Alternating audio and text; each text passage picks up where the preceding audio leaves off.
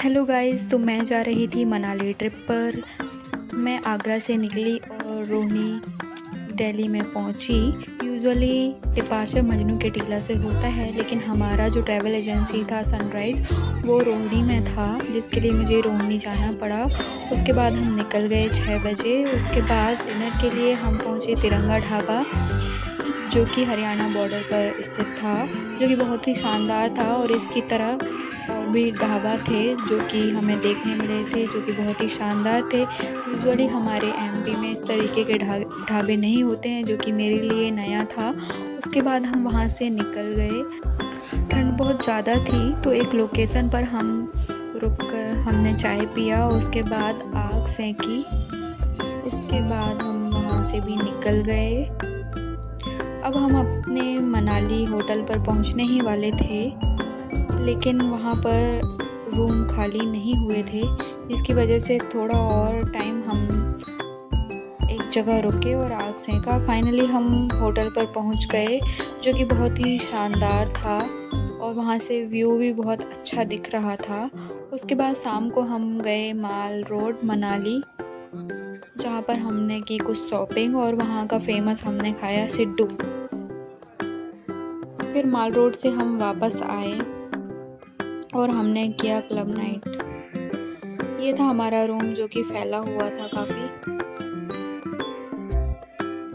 Room से भी अच्छा शानदार व्यू दिखाई दे रहा था।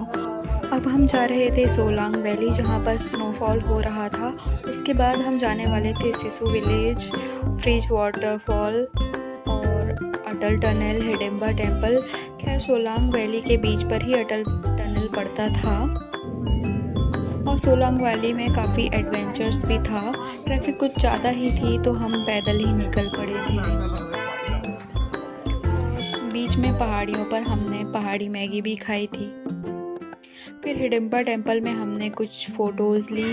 रात को वापस आकर क्लब नाइट में हमने की पार्टी। उसके बाद वुडन फायर का भी हमने लुत्फ़ उठाया। उसके बाद दूसरे दिन हम पहुँचे कुल्लू, जहाँ पर हमने की पैराग्लाइडिंग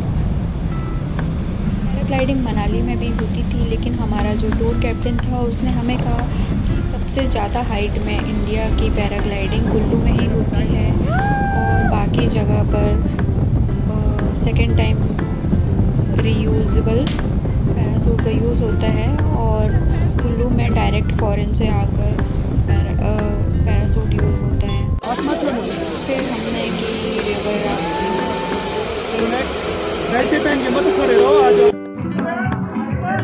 उसके बाद हम पहुँचे कसोल में कैंप्स को बहुत सुंदर सजाया गया था, जो कि आप देख ही सकते हैं। और कैंप कुछ इस तरीके से थे। रात को 2 बजे तक हमने कसोल में एंजॉय किया। उसके बाद डिनर करके हम वापस सोने आ गए।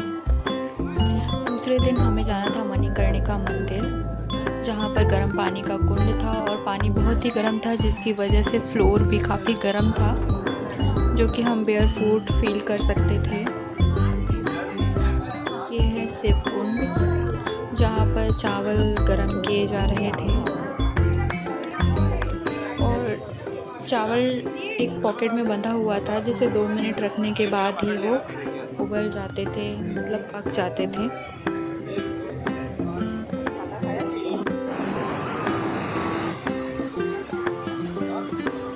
गर्म पानी के कुंड से भाप भी निकल रहा था, जिसके ऊपर मंदिर बना हुआ था। और मणिकर्णिका मंदिर हमारे ट्रिप का लास्ट पॉइंट था।